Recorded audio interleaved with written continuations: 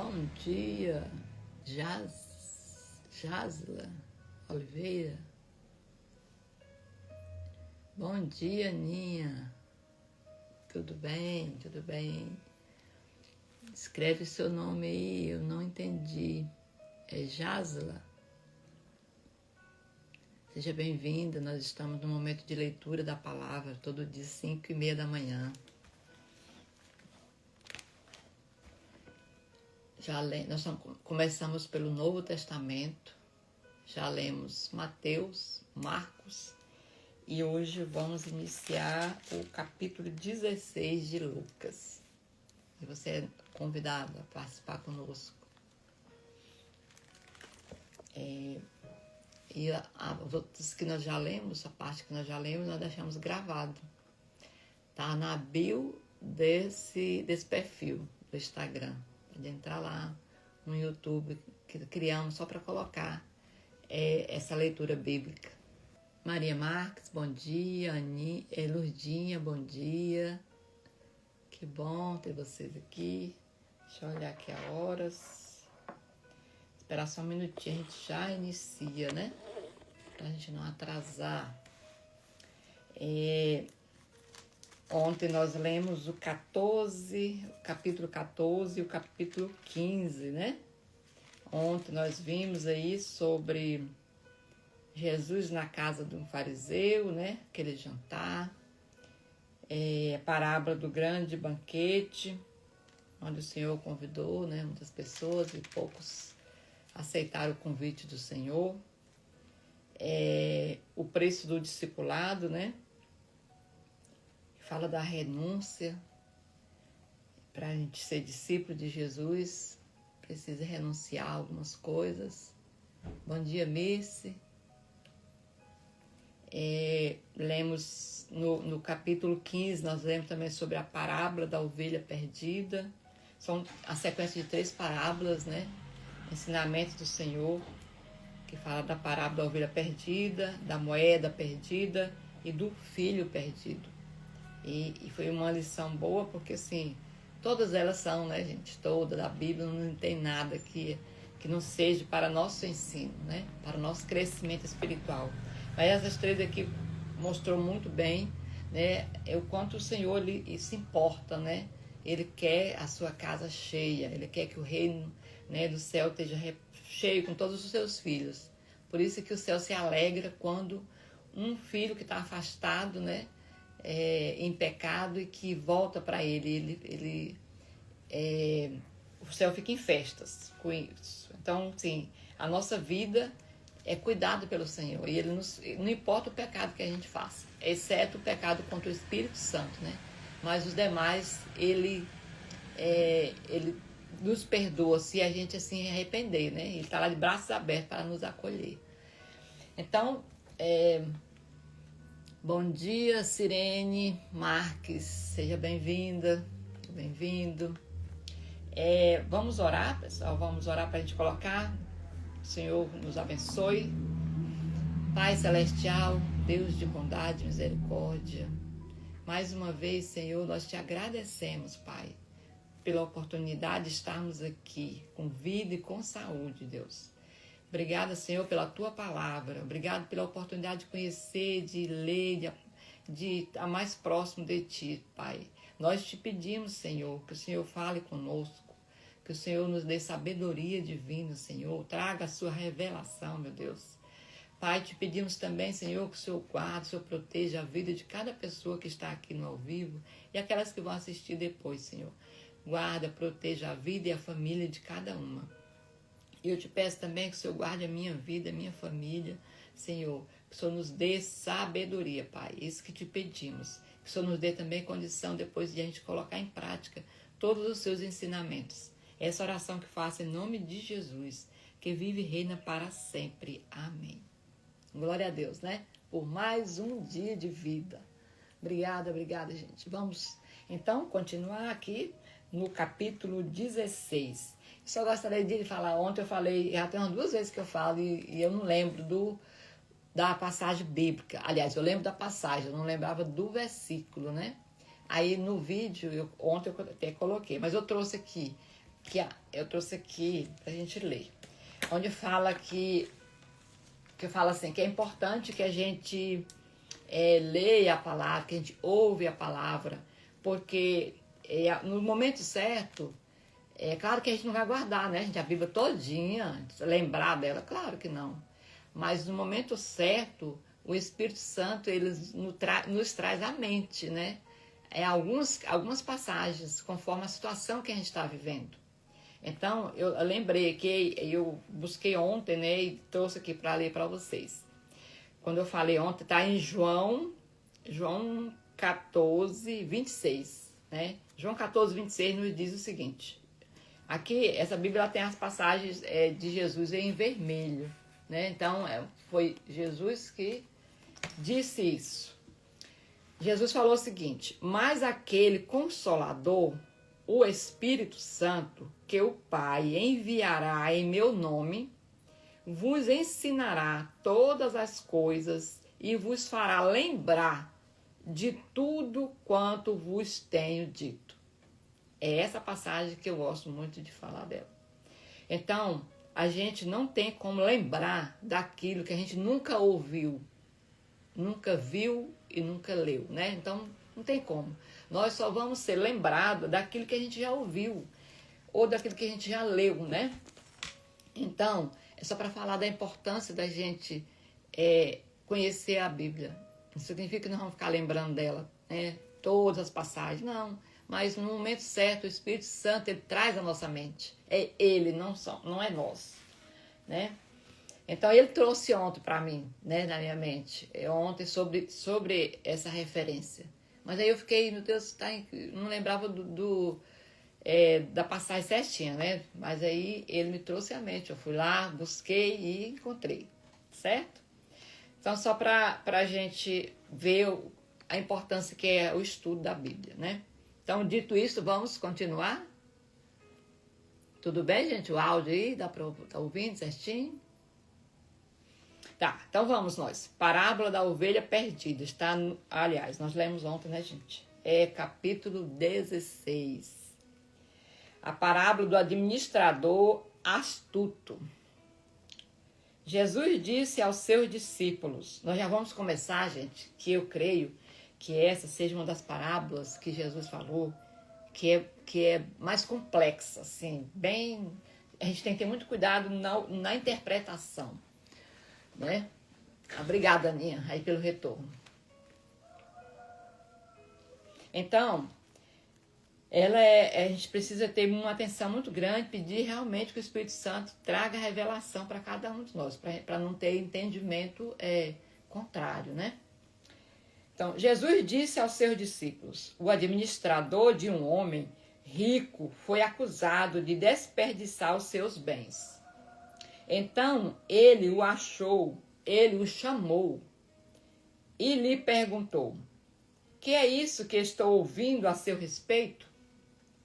Preste contas da sua administração, porque você não pode continuar sendo o administrador. O administrador disse a si mesmo, ele pensou, né, com ele mesmo, disse para ele mesmo: o meu senhor está me despedindo. Quer dizer, eu vou perder meu emprego, né? Que farei? Não tenho força para cultivar a terra e sinto vergonha de mendigar. Já sei o que vou fazer para que, quando perder o meu emprego, aqui as pessoas me recebam em sua casa. Então chamou cada um dos devedores do seu senhor. Perguntou ao primeiro: quanto você deve a meu senhor? 100 batos de azeite, respondeu ele. O administrador lhe disse: tome a sua conta, sente-se depressa e escreva 50. Já dispensou 50%, né, lá para o devedor. A seguir, perguntou ao segundo: e você, quanto deve? 100 coros de trigo, respondeu. ele lhe disse: tome a sua conta e escreva 80. O Senhor elogiou o administrador desonesto, porque agiu com astúcia, pois os filhos deste mundo são mais astutos do que trato uns com os outros pois os filhos deste mundo são mais astutos no trato uns com os outros do que os filhos da luz. Por isso eu digo, usem a riqueza deste mundo ímpio para ganhar amigos, de forma que, quando ela acabar, estes os recebam nas moradas eternas. Aqui, se a gente não prestar atenção, né? A gente vai entender que Jesus ele tá aceitando, né, a desonestidade. Ele está elogiando o administrador desonesto. Mas aqui Jesus fez uma comparação, né? Preste atenção. Na verdade, várias outras comparações, mas eu vou citar duas aqui. Primeiro, na questão da estratégia, né, daquele administrador. Ele percebeu que realmente ele ia perder o emprego dele e ele não ia ser bem visto, né, no meio, né, daquelas pessoas. Ele já era fraco de condição, de força, não daria conta mais de cultivar a terra, né? E como ele ficava administrando, cobrando, as pessoas também não iam receber ele bem, né? Então ele quis ali conquistar amigos, né? E aí ele usou isso para conquistar os amigos dele. O que ele fez? Pegou os bens, né, do patrão dele e acabou favorecendo aqueles devedores, né? De forma desonesta. Bom dia, Kátia Miranda. Seja bem-vinda, Kátia. Então ele acabou usando os bens do seu patrão para conquistar amizades. Aí o Senhor está nos dizendo aqui, né? Olha, o Senhor elogiou o administrador desonesto, porque agiu com astúcia, pois os filhos deste mundo, quer dizer, ele, no caso, né, o errado, os pecadores, né, o filho do mundo, são mais astutos no trato uns com os outros, do que os filhos da luz. Quer dizer, nós, né, conhecemos a palavra do Senhor e às vezes nós não temos esse cuidado com o próximo. Isso aqui foi para mim, viu, Miss? Eu fiquei assim pensando, meu Deus do céu, essa lição é para mim. Então, por isso eu digo, usem a riqueza deste mundo ímpio para ganhar amigos, de forma que, quando ela acabar, que a riqueza que ele está dizendo que vai acabar, estes os recebam nas moradas eternas. Então, o Senhor está nos dizendo que nós precisamos pegar essa nossa astúcia, nossa inteligência e a gente preparar o futuro, né? Mas nosso futuro na eternidade, né? Então, que nós possamos usar a inteligência daquele administrador, né, desonesto, mas para a gente ir para o céu, né, pensando na eternidade, o nosso futuro. O futuro dele aqui era na terra, né? Ele pensou no futuro aqui na terra. Mas nós que temos a luz, temos o conhecimento da palavra, temos que buscar isso para a eternidade, né? Temos que buscar essa astúcia de ajudar uns aos outros, de fazer amizades, de buscar o nosso recurso, nossos bens materiais, para conquistar amigos e levar para o reino de Deus. Quem é fiel no pouco também é fiel no muito. E quem é injusto no pouco também é injusto no muito. Assim, se vocês não forem fiéis para lidar com as riquezas injustas, quem confiará as verdadeiras riquezas a vocês? É um chamado, é um alerta, né? E se vocês não forem dignos de confiança em relação ao que é dos outros, quem lhes dará o que é de vocês? Né? Se a gente não for honesto com as coisas dos outros, né? Como que nós vamos administrar também o que Deus vai nos dar, né? Como que Deus vai confiar a nós? Bom dia, Digé. Então, nenhum servo pode servir a dois senhores, pois odiará um e amará o outro, ou se dedicará a um e desprezará o outro. Vocês não podem servir a Deus e ao dinheiro. Nós lemos, né, em passagens anteriores que falavam muito dessa questão, né, que Deus ele não condena o dinheiro. Deus condena a gente colocar o dinheiro no lugar de Deus. É a gente adorar o dinheiro, né?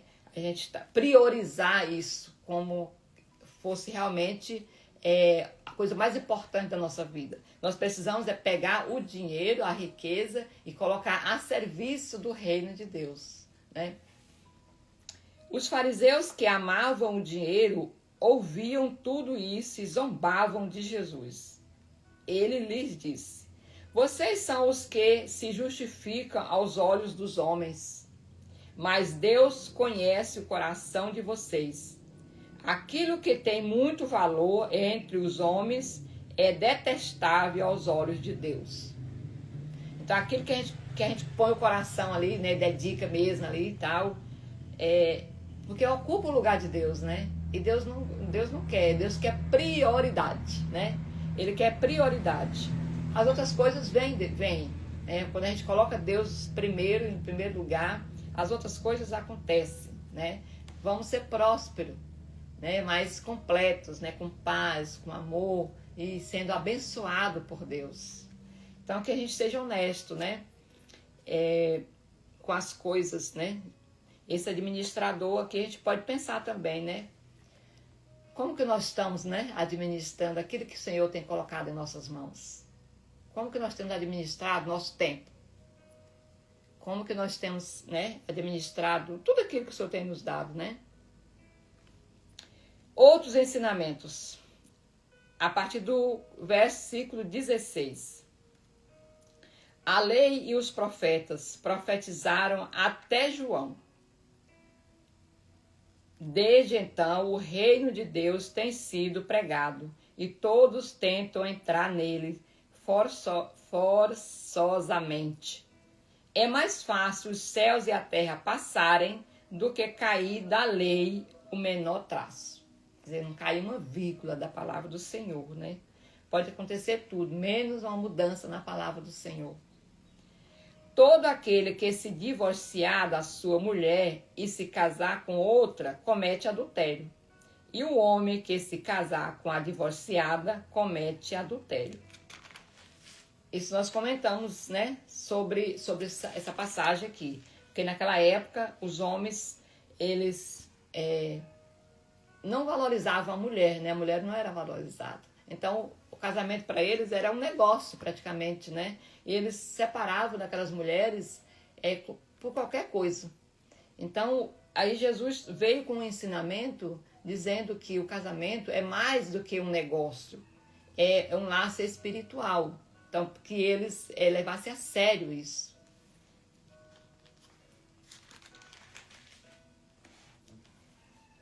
Então, o rico e Lázaro. Lázaro aqui, gente, não é o Lázaro que foi ressuscitado. É o outro Lázaro. Havia um homem rico que se vestia de púrpura e de linho fino e vivia no luxo todos os dias. Diante do seu portão fora deixado um mendigo, chamado Lázaro, coberto de chagas, que ansiava comer o que caía da mesa do rico. Até os cães vinham lamber as suas feridas. Chegou o dia em que o mendigo morreu e os anjos o levaram para junto de Abraão. Abraão, nós entendemos, né, que Abraão na Bíblia, Abraão é um salvo, né? O rico também morreu e foi sepultado no Hades. Onde estava sendo atormentado, ele olhou para cima e viu Abraão de longe, com Lázaro ao seu lado. Então chamou-o: Pai Abraão, tem misericórdia de mim e manda que Lázaro molhe a ponta do dedo na água e refresque a minha língua, porque estou sofrendo muito neste fogo. Gente, aqui dá pra gente entender, né? Que essa parte, né, do inferno que foi colocada aqui, ela está embaixo. E é o que está dizendo aqui, né? E o quem está salvo, Abraão aqui está salvo, ele está em cima. Então ele viu aqui, né, o rico, quando ele morreu, ele não foi salvo. E ele está ali sofrendo, né? Lá na frente a gente vai ver também. Vamos continuar lendo, que a gente reflete melhor, né? Abraão, porém, respondeu: Filho, lembre-se de que durante a sua vida você recebeu coisas boas e Lázaro coisas más. Agora, porém, ele é consolado e você atormentado. Além disso, entre vocês e nós há um grande abismo, de forma que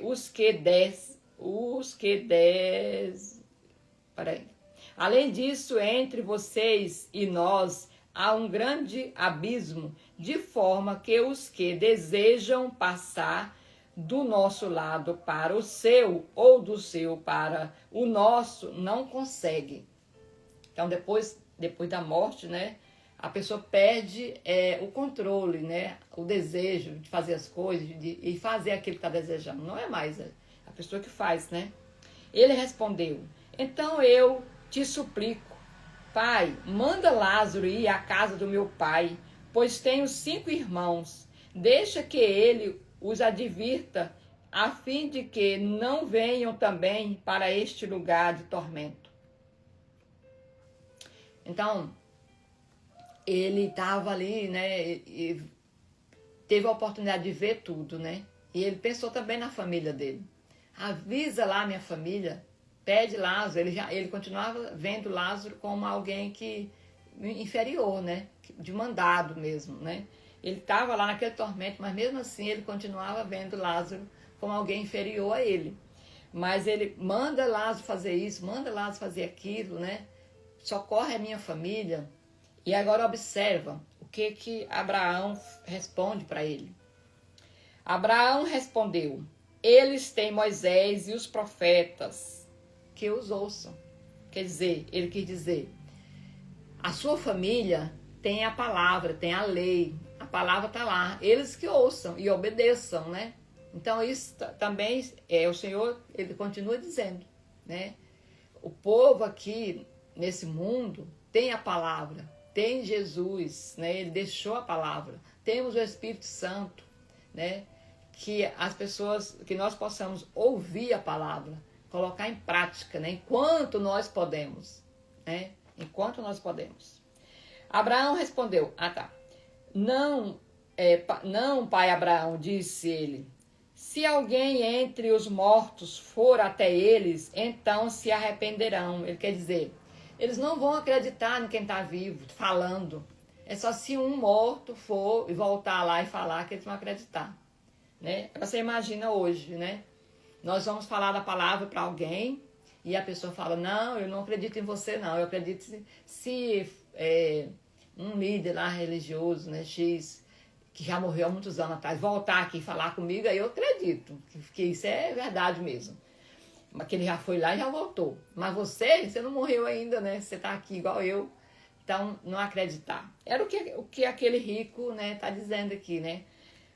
Não, pai Abraão, disse, se alguém entre os mortos for até eles, então se arrependerão. Né? Quantas pessoas não tem no meio hoje, né? Ouvindo a palavra, tendo não sei quantas oportunidades, e eles não se arrependem, né? Abraão respondeu: se não houve Moisés e os profetas, tampouco se deixarão convencer, ainda que ressuscite alguém dentre os mortos. Então, gente, outra reflexão aqui. Aquele rico, ele não foi, como é que fala? Condenado, vou assim dizer, por pecado assim, de roubo, de assassinato, né? Não foi um pecado que a gente julga que seja o maior deles, né? Não. O pecado que está sendo julgado aqui, que ele foi julgado, foi pelo pecado da indiferença, né? Ele tinha ali na sua frente, né, uma pessoa necessitada e ele não ajudou aquela pessoa. Então é esse pecado que ele foi julgado. Então, gente, que a gente observa muito em relação a isso, né? E às vezes tem uma pessoa realmente precisando na nossa frente e a gente, esse aí tá assim porque quer, eu não vou ajudar não porque ele vai fazer aquilo. Então não cabe a nós julgar o que aquela pessoa vai fazer depois, porque nós não sabemos.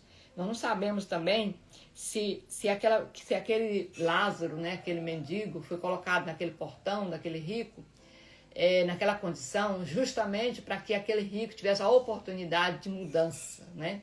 Talvez também apareça para nós algumas situações para mudar a gente. Não diz respeito àquele mendigo, vou assim dizer, né? Aquele necessitado.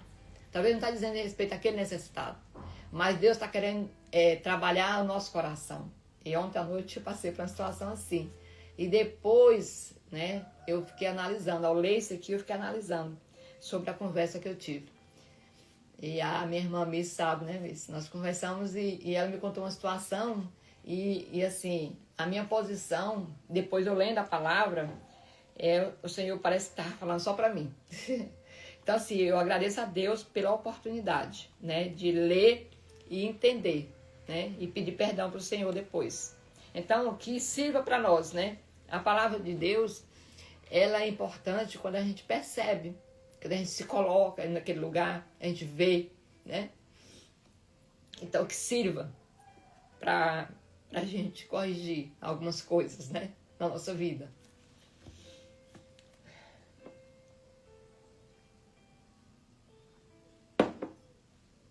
Então, que a gente não seja indiferente às dores, né, às dificuldades dos outros, né? A gente lembre sempre dessa passagem, que o pecado da indiferença é grande, né? E que depois que a gente sai dessa vida, não tem como, né, voltar mais. E a gente observa também outra lição aqui, que a vida ela não termina aqui na Terra, né? Ela não termina aqui. Ela dá continuidade, né? A vida é eterna. Ficou claro aqui, não sei se para você ficou, né? Que essa parábola, ela nos mostra claramente, aqui para mim ficou muito claro, né? Que ela nos mostra que existe uma realidade eterna.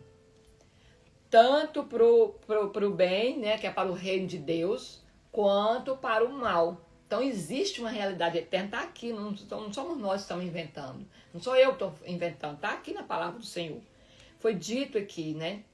Então Jesus, a não ser que a pessoa não acredita na Bíblia, né? Isso é, né, para quem não acredita de fato, realmente, não tem como discutir, né?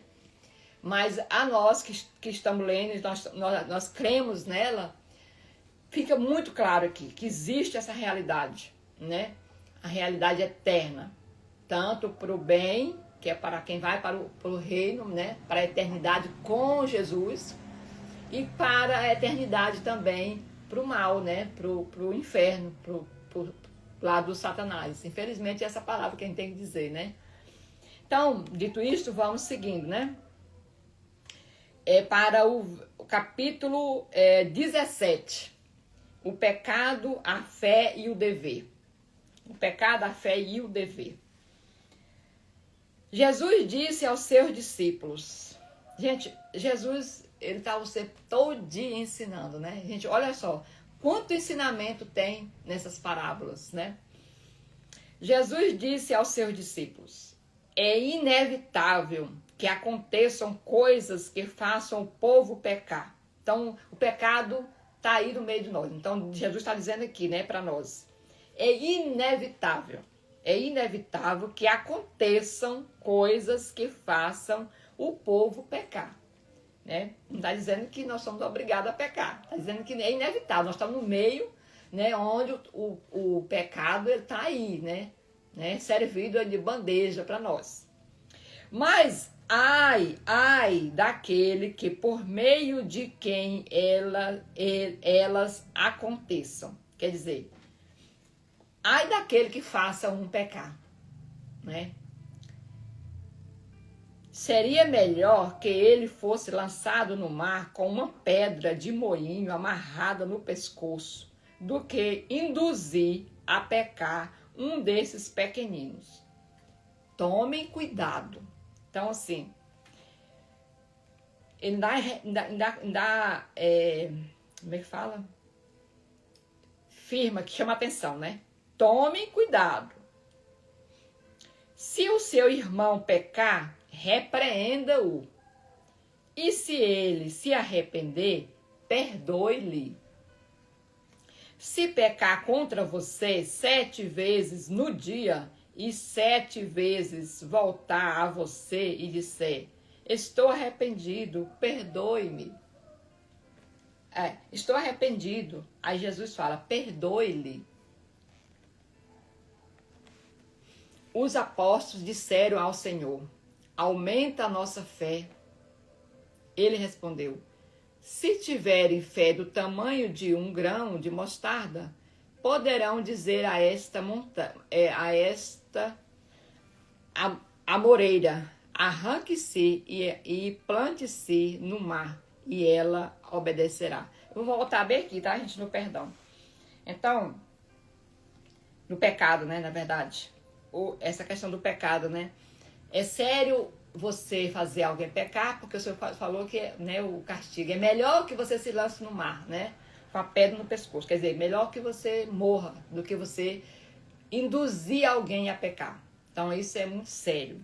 E outra questão é quando alguém peca, a gente observa, né? Quando alguém peca, você não peca só, você acaba aquele seu pecado, muitas das vezes, né? Nem todas, mas a maioria das vezes, acaba afetando outras pessoas, né? E principalmente a pessoa que conhece, é conhecedora da palavra e ela fala da palavra. Aí ela tem alguém que acredita nela, né? E aí quando ela começa a pecar, as pessoas vê aquilo ali como um exemplo ruim, né? Aí ela fala: fulano, ele está falando de Deus, está fazendo isso. Então ela passa a acreditar não na palavra, mas na pessoa. Eu vou dar um exemplo aqui de líderes, né, religiosos. Vou falar, né, de pastores, um exemplo. Quando acontece, porque, gente, o líder religioso é homem, é carne, não tem como não pecar. É homem, é gente, pessoas como nós. Então, quem foi perfeito, que não teve nenhum pecado, foi Jesus. Mas o restante, todos, né? Os discípulos que andavam ao lado de Jesus pecaram. Então, e aí o que acontece? Muitas das vezes, as pessoas, quando ela não tem o conhecimento da palavra, ela não tem esse conhecimento, ela conhece só aquilo que ouviu lá na igreja. Então, quando acontece de um líder desse cair em pecado, aquela pessoa também cai. Ela cai porque ela não está firmada na rocha. Ela está firmada, né, no que ouviu só. Ela não tem conhecimento da palavra de Deus. Ela não coloca à prova, ela não acompanha aquilo que é dito, né, que é falado, que é pregado, né, pelos nossos líderes. Então, a importância da gente conhecer a palavra. Porque quando você realmente conhece a palavra, o pecado de outras pessoas não te atinge. Porque você sabe, né, que aquela pessoa é humana, que perfeito é Deus. E a palavra fala é de Deus, não está falando dos nossos líderes, não. Os líderes são pessoas levantadas por Deus para levar a palavra. E isso não vai mudar o que o Senhor colocou aqui. Ele colocou ali atrás, né, que nenhuma vírgula, né, vai ser alterada aqui. Pode tudo passar, pode as pessoas que pregarem morrer, né, tudo acontecer aqui. Mas a Bíblia permanece a mesma do mesmo jeito. Então, que a gente possa ter cuidado em relação a isso, né, ao pecado dos outros. Então, e com nós também, né, principalmente. Então, lá no capítulo 17, verso 5, os apóstolos disseram ao Senhor: aumenta a nossa fé. Ele respondeu: se tiverem fé do tamanho de um grão de mostarda, poderão dizer a esta amoreira: arranque-se e plante-se no mar, e ela obedecerá. Então, aqui o Senhor está dizendo, não é o tamanho da fé. Ele colocou aqui, os apóstolos pediram ao Senhor: aumente a nossa fé. E ele está dizendo, né? Não é o tamanho da fé, não. Porque se você tiver do tamanho de um grão de mostarda, bom dia, Fabrina. Então, se você tiver fé do tamanho de um grão de mostarda, né? Você tem poder de fazer essa mudança, né? Tirar uma árvore de um lugar e colocar para outro. Ele está nos dizendo que não é o tamanho da nossa fé que faz as coisas acontecerem. É a gente ter fé verdadeira e a gente agir, fazer aquilo que a gente pensou, acreditou, né? Nós temos que agir, né? Aí ele falou, se você tiver fé e você fizer isso, vai acontecer. Não significa que a gente vai ficar lá sentada, né? Esperando, Senhor, eu tenho fé que isso vai acontecer. Eu tenho fé que aquele dinheiro vai cair na minha conta. E eu não faço nenhum movimento para que isso aconteça, né? Então, o Senhor está nos dizendo isso, eu creio, né? Pelo menos foi o que veio aqui para mim.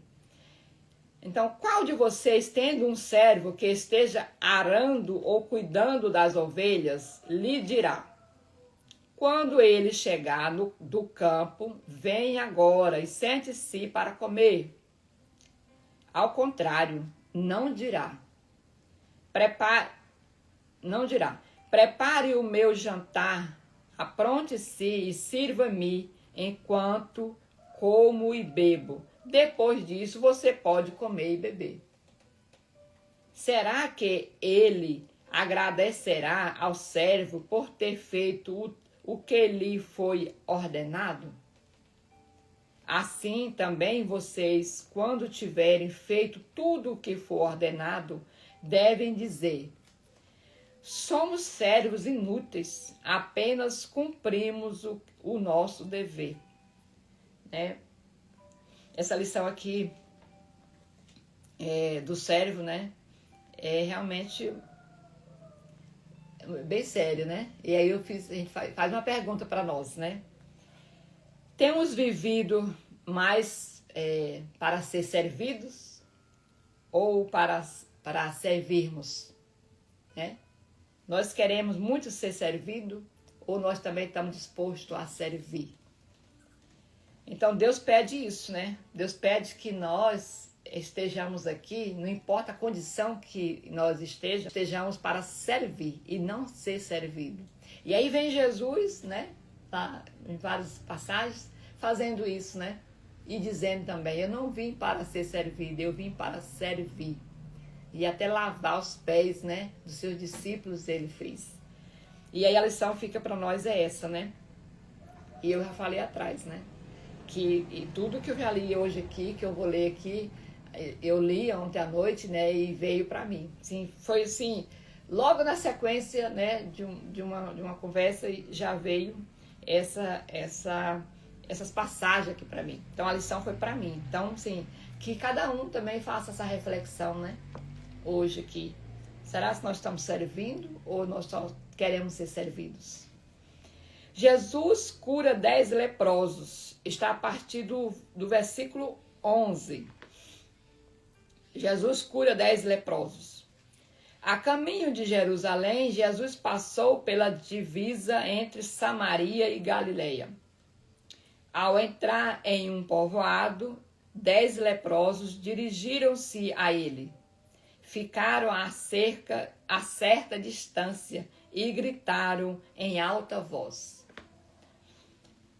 Eles ficaram em certa distância porque naquela época o leproso ele tinha que ficar afastado, isolado, né? Então ele não tinha convivência com as outras pessoas. Então Jesus, mestre, tem piedade de nós, disse eles. Ao vê-los, ele disse, vão mostrar-se aos sacerdotes. Jesus deu um comando aqui para eles, né? Aconteceu que, seguindo pelo caminho, foram purificados. Então aqui a gente vê que o milagre não aconteceu na hora, né? De longe eles gritaram Jesus, pediram socorro, né? Eles se humilharam ali, colocaram a sua dependência, a sua necessidade diante de Jesus. E Jesus também de longe, né, deu um comando só para eles. Vá se apresentar ao sacerdote. Eles nem podiam naquela época, né? Porque eles não podiam ficar no meio das pessoas, porque eles eram leprosos, eles ficavam isolados. Mas o que aconteceu aqui? Eles obedeceram o comando de Jesus, né? E Jesus viu a fé deles, eles indo, né, cumprir aquele mandado, né? Aquela ordem, aquele ordenado, aquela orientação, aquele comando de Jesus. E quando Jesus viu eles indo, Jesus curou eles. Então Jesus não curou na hora, Jesus curou enquanto eles andavam, né? Um deles, quando viu que estava curado, voltou dando glória a Deus em alta voz. Prostrou-se aos pés de Jesus e lhe agradeceu. Este era samaritano, né? Vocês lembram lá que era o samaritano, né, gente? Os samaritanos, eles não eram daquela região ali. Era como pecadores, né? Vamos assim dizer. Não era daquele meio dos homens da lei ali, não. Então, era um samaritano. E os samaritanos, eles não tinham um bom relacionamento, né? Ali com os judeus. Então, Jesus perguntou: não foram purificados todos 10? Onde estão os outros 9? Não se achou nenhum que voltasse e desse glória a Deus, a não ser este estrangeiro? Então ele lhe disse: levante-se e vá, a sua fé o salvou. Então, a gente observa aqui, né, que eram 10, dos 10, todos os 10, né, receberam a cura. Todos os 10 foram curados, né, receberam a cura. Mas somente um foi curado e salvo, né? Aquele que voltou, que reconheceu que foi Jesus de fato que fez aquele milagre, ele voltou, agradeceu ao Senhor e ele foi também salvo, né? Então ele não foi, os outros 9, né, eles foram curados. Quer dizer, a cura ela não está condicionada, né, à salvação, né? Não. Jesus curou aqueles, Jesus sabia com certeza, né, que eles não voltariam. Mas aquele que voltou, Jesus viu, né, que ele teve o coração grato. Então o Senhor espera isso da gente também, né? Será? A gente colocando na gente, será que nós estamos fazendo isso? Nós somos quem? Aquele um que voltou e agradeceu ao Senhor? Ou nós estamos no meio dos 9, né? Que a gente no dia a dia, a gente recebe tantas bênçãos do Senhor e aí nós continuamos nossa vida e nós não paramos, né? Para agradecer. Então, fica alerta para nós, né? Que às vezes acontece muitas coisas na nossa vida e a gente nem percebe que foi o Senhor que agiu, né? A gente acha sempre que foi nosso esforço, nossa dedicação, nosso conhecimento, né? Mas que a gente possa, sim, agradecer ao Senhor a cada conquista que a gente conseguir, cada coisa, né? Não tem acordar, que é o mais importante, né? Acordou. Nossa, obrigada, Deus, porque eu estou aqui. Então, dito isto, vamos continuar, né? A partir agora o verso 20. A vinda do reino de Deus. Certa vez, tendo sido interrogado pelos fariseus sobre quando viria o reino de Deus, Jesus respondeu: o reino de Deus não vem de modo visível. Tampouco se dirá: aqui está ele, ou lá está, porque o reino de Deus está entre vocês. Depois disse aos seus discípulos: chegará o tempo em que vocês desejarão ver um dos dias do Filho do Homem, mas não verão. Dirão a vocês: lá está ele, ou aqui está. Não vão nem o sigam. Quer dizer, são falsos, né? Porque como o relâmpago ilumina o céu de uma extremidade à outra, assim será o Filho do Homem no seu dia. Contudo, primeiramente, é necessário que ele sofra muitas coisas e seja rejeitado por esta geração. Jesus está nos dizendo, né? O reino de Deus não é um lugar físico. Porque o reino de Deus, ele está entre a gente, está no meio, está em nós, está no nosso coração, né? Então não é algo visível, é algo para sentir, para viver. Então, não é esse lugar, muitas vezes a gente visualiza, né, um lugar físico, mas não. O reino de Deus, ele está no nosso coração. Como foi nos dias de Noé, assim será nos dias do Filho do Homem. As pessoas comiam, bebiam, casavam-se e se davam em casamento, até um dia em que Noé entrou na arca, então veio o dilúvio e destruiu a todos. Mas antes disso aqui, só queria voltar bem aqui atrás, que ficou aqui na minha mente, né? Quando falou assim, que o Filho do Homem, ele vem como relâmpago. Então, e ele disse assim, que a gente vai ficar procurando, né? Ele como ele já esteve aqui na Terra, né? Ah, ele tá ali, ele tá lá. Não, isso tudo são falsos. Que ele vem como um relâmpago, né? Então, o tempo de Jesus vir como homem, ele está dizendo que ele veio. Mas não vão nem os... vou voltar bem aqui rapidinho, gente. Chegará o tempo em que vocês desejarão ver um dos dias do Filho do Homem, mas não verão. Dirão a vocês, lá está ele, ou aqui está ele. Não vão nem sigam, porque como o relâmpago ilumina o céu de uma extremidade à outra, assim será o Filho do Homem no seu dia. Então aqui está dizendo isso, né? Que é como um relâmpago. Então, que nós estejamos preparados, né? Aqui, logo em seguida, ele chama a atenção, né? Faz uma analogia aqui, como na época de Noé, né? Que a gente preste atenção, ele está dando sequência aí. Como foi nos dias de Noé, assim será nos dias do Filho do Homem. As pessoas comiam, bebiam, casavam-se e davam-se em casamento, até o dia em que Noé entrou na arca. Então veio o dilúvio e destruiu a todos. O mesmo aconteceu nos dias de Ló. Então, na época de Noé falava, né? Noé teve muitos anos construindo a arca. E com certeza ele falava para as pessoas. Mas as pessoas duvidavam de Noé, não acreditavam nele, né? É tanto que só entrou na arca ali a família de Noé. Marcela, seja bem-vinda. Moraes, seja bem-vinda.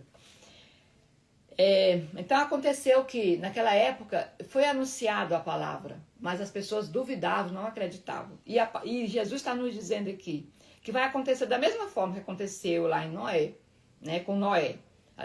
Noé falava, até chegou um ponto que Noé entrou para dentro da arca, fechou a porta e mais ninguém entrou, né? Mas aí quando chegou o dilúvio, as pessoas correram querendo entrar. Mas a porta já tinha sido fechada e a orientação de Jesus, de Deus, né, era que não abrisse. Então ficou fechado.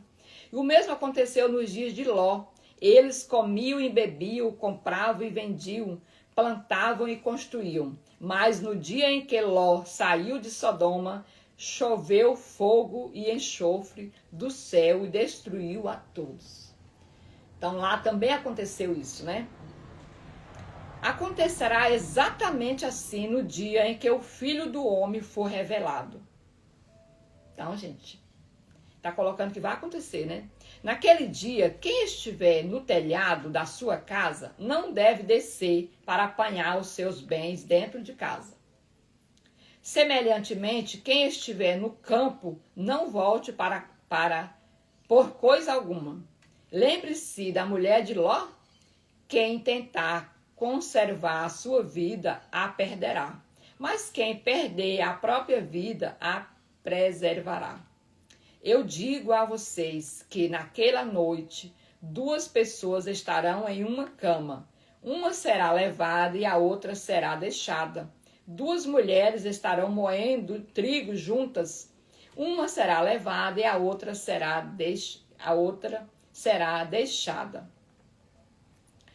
Onde, Senhor? Perguntaram. Então, aqui está dizendo, né, para nós, né, um chamado para nós, um chamado de atenção para nós, né, que vai chegar esse dia, que ele vem tipo relâmpago, né, e que nós precisamos estar preparados, né, preparados para a vinda do Senhor.